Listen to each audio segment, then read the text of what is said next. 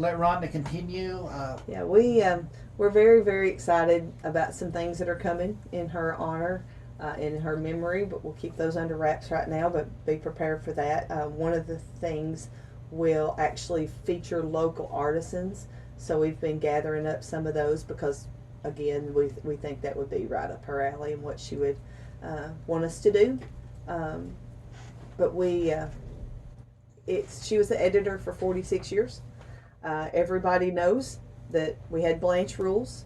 You have, Kentucky Press Association or press rules, but it didn't matter if Blanche wanted them a different way. That's the way we put the semicolons where she wanted to and put the percent mark instead of spelling out percent. So we always had the Blanche rules, and they change daily because, we might want semicolons and commas one day, but the next day they had to go in a different spot. But we just kind of rolled with the flow. In the old days, I remember the paste up days to where they used one of the first computers, and it was about the size of this desk, and it printed out the strips, and you had to cut them out and run them through a waxer, and you had big pieces of paper that were the newspapers, and you stuck it on it, and you put it together. And we had our own dark room, developed our own pictures, and you would put them on there, and we called it lining. You would have to take little pieces of rolls of tape that had the little lines and go around all the pictures to make it look finished. From that point, it would be laid on a big camera and take a picture of and make the negative. A lot of people think we actually print there, but we actually print in different locations because the presses are big enough they would take most of our building. So at that time, they printed in Macon County. Since that time, we printed in Adair County for a while, Todd County for a while, and then actually we're printing now in Horse Cave with Joe Publishing. One of the reasons we've changed around is trying to hit the mail. It always drove her crazy that like Mount Hermon couldn't get their paper till the next day, and she fought very hard for changes with that. There are some rules in the newspaper and the postal service now that are directly result of Monroe County. And one of the things that she also fought for is some legislation that would help protect the smaller newspapers. They called and they were having a online Zoom meeting with Jamie Comer because he's actually on the committee that would oversee and take care of that, pushing that through. And she was one of 42 on the call, and she was the one that they concentrated on because Jamie wanted to hear what she had to say. So David Thompson, who's the president of KPA, actually did a video for the ceremony, and as it talks about that, how she was one of the powerhouses in newspapers, but always nobody knew that she was. Right. So we're very excited. We would like everybody to come. It will be that Sunday following the Watermelon Festival. So please come for her birthday party and help us honor her. It starts at 3 o'clock. 3 o'clock, yeah. I'm hoping you can't find parking. I'm hoping it goes around the courthouse. But we're very, very excited and honored to be able to do that for her. All right. Of course, she lived down there at the city park. Had a beautiful backdrop. I guess you say her backyard went down to the city lake, and right. She get to look at that every day. Yeah, she Uncle Joe bought that for her in the late '80s, first the '90s, because after her accident, that was one of the things that they were always working on tomorrow, and they figured out they needed to live today. So they moved out there, the two of them, in that massive house, and that was her kingdom, was in that house. You would not believe all the stuff we have found in that house. Love letters from her college days. From Joe? No! She didn't meet Uncle Joe till years later, and they married. She was in her 40s when they married. Oh, really? Uh-huh. Okay. And She went to Japan for almost a year when she was in high school. So the Japanese memorabilia is amazing that we have found. Of course, the Watermelon Festival memorabilia, Arts Council memorabilia. Um, it's a lot of history. And we are working on documenting that history. Does she have like all that together? Oh no. No, we've been separating as we're going. It has been. We had actually started working with her on some ideas for out there, and we had started with her probably a year ago, going through some things because she was bored and it gave us something to do. And it was kind of neat because it was kind of bittersweet because we could take things to her and go, okay, tell me what the story is on this. For instance, there was a pocket watch that was in the living room hanging on a little stand, but we didn't have a clue what the pocket watch was. And so we took it out to her, and it was her grandfather's. So it would have been our great-grandfather's pocket watch. And had we not have talked with her about that oral history would have been gone. You know, that she was big on oral history, written history, genealogy. That was all of it right in her wheelhouse.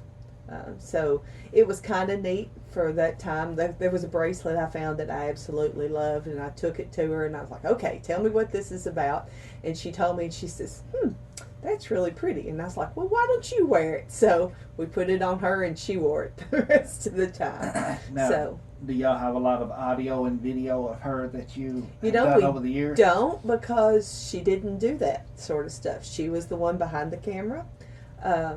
I know a few years ago they did honor her as the hometown hero from WBKO. A few years ago we had a roast for her out at the extension office because that was one of the 10 times that we were concerned about. And we kind of believe in giving them the roses while they're here and honoring them while they're here. And we worked really hard for that. And the community worked really hard. Susan and Charlotte put that together, and it was amazing. All right. We're going to take a little quick break, and then we come back with Rhonda. We're going to change hats and talk about some other things. We'll be right back. Welcome back to Monroe Monday, August the 29th. I have with us Rhonda Elam and some others, and we're going to talk about the Humane Society. Right. In 2019, most people around here know Gary and Julie Bowman. Gary's originally from here, and Julie's a big dog lover, and they found a puppy across from R&S Barbecue, and ended up both the front legs were broken. They took it back with them to Louisville where they live, and was able to get it to the Humane Society there. And Ruby is her name, and she was then received the vet attention and adopted out. And so that became one of the passions that Julie had. And they saw the issues we had here in Monroe County with stray and abandoned dogs. And they actually went and provided the seed money to begin the first organization. Terry had written a story on Red, the male dog, and they came in the next week and said, hey, let's go, and we want to do something about this. So one of the main things that we do with the Humane Society is provide low-cost spay and neuter programs because the cost of a spay or neuter can run anywhere from $100 on up. Because of a subsidized grant that we provide, anybody can buy a certificate for $50, and the remaining of the cost is provided by the Humane Society. Physical court, we entered into an agreement with them because they actually legally are the ones that pick up the animals in the county. And one of the problems that they had noticed was that when they would get the smaller dogs, they did not have and puppies, they did not have the facilities to handle those. So we stepped in to help with that. They stepped in to help with us because one of the big problems that we have is transport. And actually Faith also came in. She's just moved into the county and has been our main transporter. I don't know how many times she's gone to Georgetown, Lexington, Richmond, and we're getting ready to go to Greenwood, Indiana. And we liken it to sometimes we meet them in parking lots, and there's like this secret exchange between these transporters. Looks almost like a drug deal. It does. It does. It's not a drug deal, it's a It dog does. deal. We're It's a passing dog deal, puppies, yeah. and then that person will take them another leg to Georgetown. You know, we meet in Cave City a lot. Georgetown, and then Georgetown takes them to Decatur, Illinois, or Northern Ohio, and from there we've had our dogs end up in Montana, New York. We've got a blue heeler going to Massachusetts next week, Connecticut. They go all over the place, and you know, we all joke, why do all of these places up in the Northeast have room for, or do they not have dogs? But up there they have much more stringent laws about spay and neuter, so they do not have the issue that we see here. So they don't have a dog issue. Right, yeah. There's not all this rampant number of dogs running around.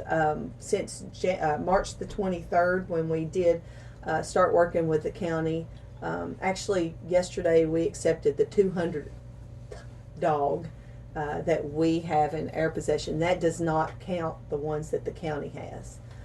So the county gets all the adult dogs, but yet we help transport those dogs or get those dogs placed with rescue, because that's always an issue, is nobody wants the older dogs. So tomorrow our plan is to take 18 to Greenwood, Indiana. If anybody would like to help, we need one more transporter, because the bus that we have purchased to transport might be getting a new facelift to surprise everybody at the Watermelon Festival. So this transport came up very suddenly, so we didn't have plans for it. But we'll make it work somehow. We also have transports that will be happening with planes. We have some that if we can get them to a certain point, they go in planes and go to the Northeast. We actually are planning the one from here. We have a young lady who is getting her pilot's license, or is just starting her main part of her piloting, and she will be flying up to 150 pounds of dogs out for us, hopefully on a weekly basis. But we're going to see whether we get them accepted. And of course, with the influx of the Eastern Kentucky animals from the flooding, it's been hard to get some of these rescues to accept dogs. Also from the puppy mill that they in Virginia that had 4,000 beagles, that has overloaded the system. Yes, folks, that's right. She said 4,000. 4,000 beagles in it was a medical or a Testing. facility. Yeah, testing Yeah. Testing facility. facility. Yeah, so that has been it's been hard the last couple months to get people to accept dogs, and sometimes she takes one puppy to Georgetown, but every one we get out of here we know goes through the vetting process and goes through a very stringent adoption process, and will be going to great homes. So that's our main thing right now, is helping the county move the larger dogs. We also have a puppy program to where if anybody has a litter of puppies out there that they're not able to give away or that sort of thing, once a month we accept those dogs in and transport those straight to a group that runs them into an adoption center in Louisville. So that's one of those things that we have to give them their shots, we have to worm them, we have to keep them a week, feed them. We actually have a vet tech on our staff who does the accepting of the dogs, and it's great because she knows enough to look and see them every day and notice when there's a change in demeanor and head it off before if one's starting to get sick. I can't say enough great things about Wesley Dyer and his crew out there. She's actually one of his. They have opened their arms because we don't have a facility. They have worked with us to make sure anytime we needed it, we have a place. We are actually working to also fix part of the old jail as a puppy holding facility. So dreams are one day to have our own facility, but we know that's on down the line, and we don't want to wait to help. We want to help right now. And speaking of help, I know I had Lexi Taylor on the other day. Her and Lee Emerton are doing a 4-H community project for to get things for the Right. Humane Society, towels, Food. bleach, dog food, puppy food especially, leashes, treats, toys. You know, we have people, a lot of us have those kennels sitting around or the old crates sitting around. We can use every one of those. Cleaning supplies, you know, anything like that, dog bowls, waters, we can use every bit of it.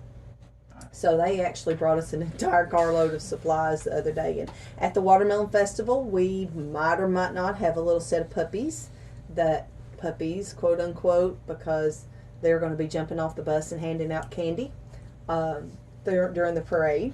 The puppies will? The two-legged puppies. The two-legged puppies.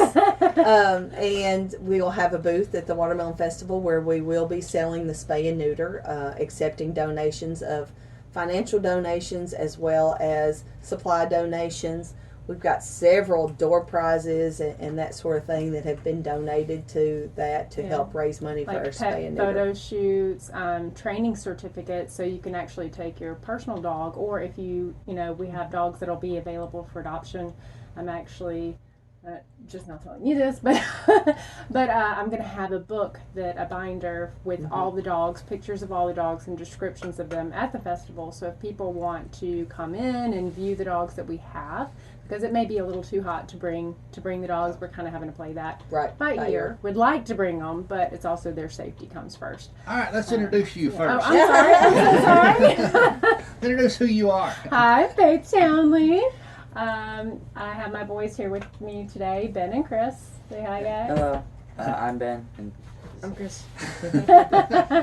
But we actually came into the picture. We moved here in January this year, and we started volunteering because a dog showed up at our door, literally on our doorstep. I guess it was like the last freeze in April, whatever it was. It was so cold. We woke up, it's like 6 o'clock in the morning, and one of it was Ben that went outside. I was just like, oh, there's a dog on the porch. Yeah, and of course I had I was like, oh no, and I come flying out the door, and I'm like, get off and then I'm like, oh no, because she was just so starved. I mean, she just looked like she was on death's door, and of course I was very upset. And it turns out, I was going to take her to the vet and get her taken care of. We were actually going out of town the next day, so I didn't know what to do with her, but she just, she needed help, and turns out she had gotten off the leash from her foster family, which was literally right next door, as in our properties touched, not 10 miles down the road, but right next door, and she had just gotten off, and anyway, so she was up for adoption, and so we adopted her. And then we started getting involved with the Humane Society, and it's been,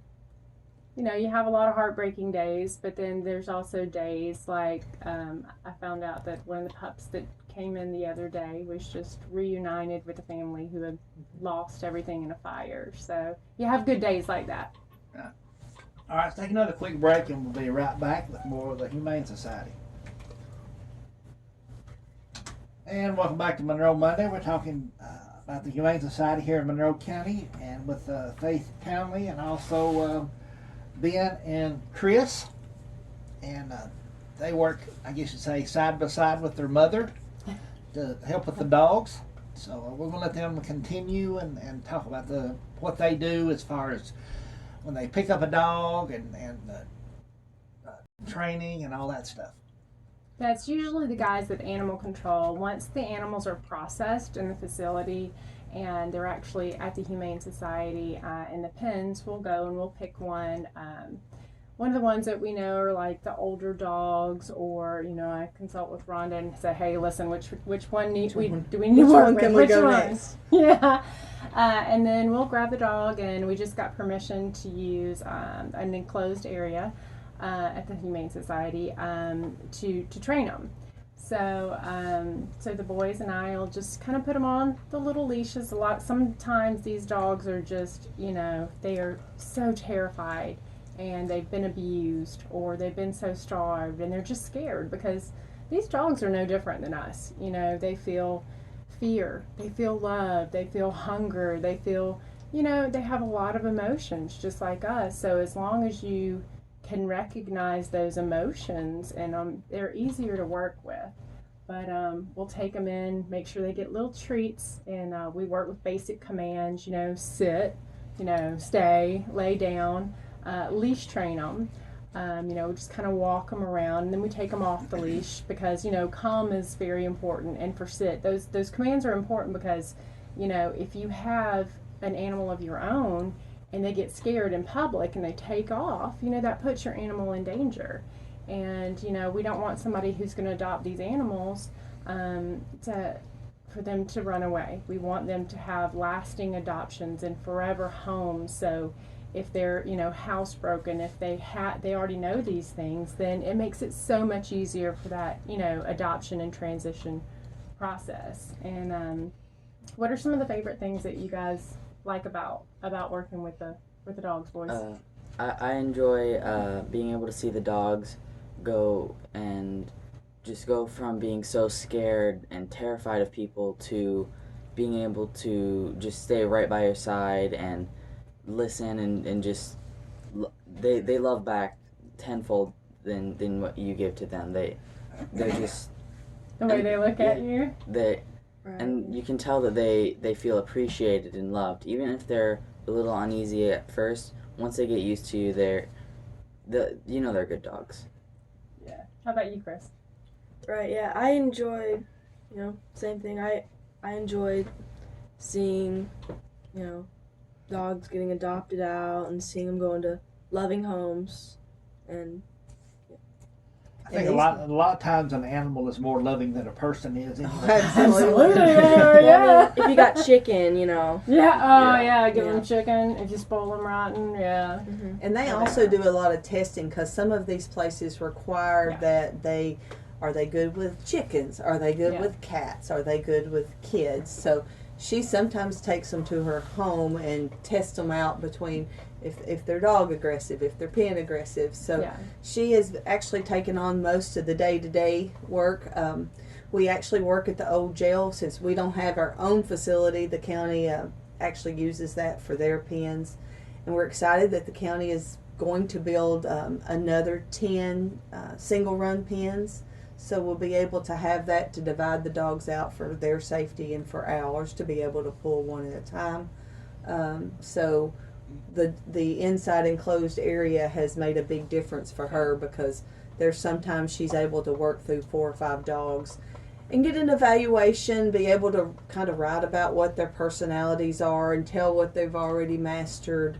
And every dog just about that she's worked with individually has been adopted out or a rescue has tagged them for pickup.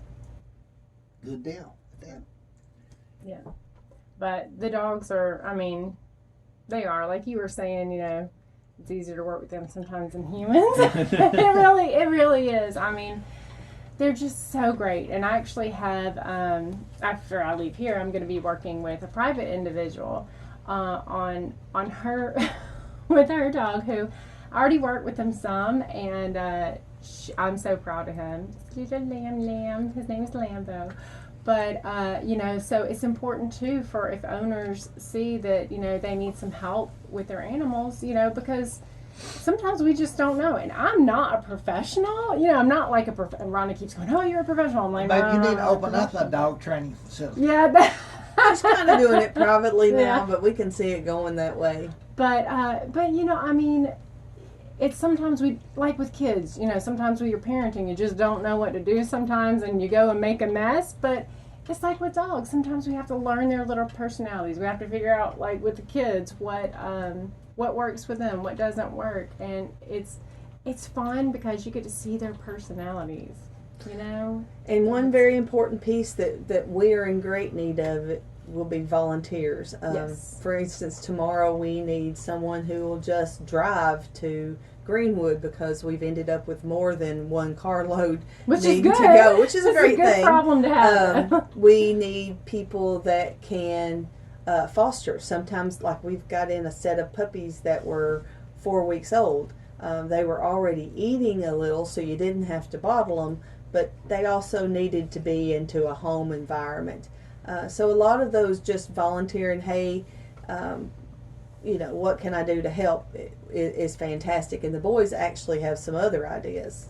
Well, we had an idea to potentially get the school board involved and get some sort of class going for the local high school, or like an elective, to help get volunteers and help teach kids responsibility and empathy towards the dogs, and kind of help with that. And even just playing with the dogs would help just tremendously, because some of these dogs, they don't have a lot of positive interaction with humans, and giving them treats and just playing with them will help them associate better with people. Yeah. I mean, all the animals really need is to be loved. Yeah. That's all they want. Well, and chicken. And chicken's their favorite treat. Real chicken. But I think Faith wrapped it up very, very succinctly one time with about volunteers. Is she said one person can't do everything, but everybody could do one thing Right. and change everything around us. We work very closely with the county. They are the ones that do all the intake. We don't do any intake at all, because we need to go through the proper chains. I can't tell you how many puppies they found in ditches. We had one lady that was following a car that they threw a box out, but she didn't know, what was going on. And then when the box hit, she saw a puppy pop out. So she actually picked them up, and there were 6 puppies that were in the box that had been thrown out like trash. But we need everybody to keep an eye out. Call for help if you need to. If you do find puppies or see puppies or have a stray that comes to your house, all calls need to go through the dog number, which is 270-427-0999. That's 270-427-099. And that actually begins the animal control process that's run by the physical court. They will come pick the animals up. They will evaluate if they need to go into their pens or if they're going to need the extra attention. We had one 2 days ago that had a pretty good wound that automatically went to get vet care. So all of these animals are vaccinated. They are wormed. Then if they need vet care, we take care of that. And the smaller ones and the babies then come to us to be cared for until they can be moved out.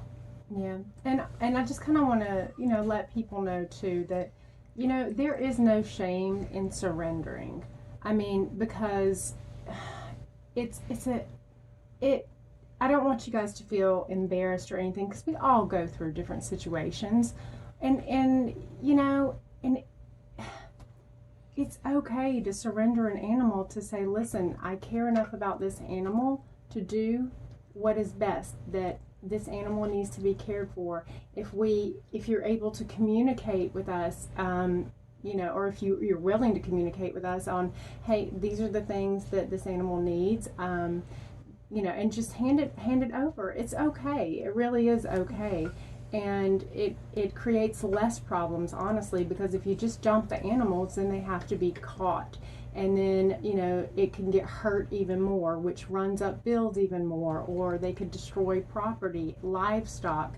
They could run in packs, and that is a high possibility. They're still dogs, and they do have pack mentality, and it can become an issue, which is why we do what we do. Why the guys at the animal control do what they do. And I could never do what they do, because I just want to sweet talk and baby talk the animals, so I could never do that. And I really appreciate what they do. I really they do. work so hard. People they have do. no Yes, idea what they go through and Oh my goodness, yes. how hard they work. I respect them so much. Absolutely. So much. They take some animals out of some rough situations. They take animals that we're a little leery about handling until they kind of calm down. And we're very, very appreciative for what they do. Absolutely. And very excited that we can help them further their cause of helping Monroe County animals. I know a couple years ago I had a pup come to our house, and cute little pup. Of course, I couldn't keep it, but anyway, it was very aggressive. It was behind the gas meter, And every time I would go toward it, I mean, it would just growl and just do bad. And I'm not getting it, you know. So I called. Well, actually Leroy is who I called, you Right. know. And I was gone at the time, but he came right in, and where he went right in there and got it, you know. And of course, they adopted it out or whatever, you know. Right. But We always say that if Leroy doesn't want to handle one, we understand that it's pretty rough. We also provide low cost adoptions. A lot of these rescues, the adoptions are anywhere from $150. I saw some up to $600.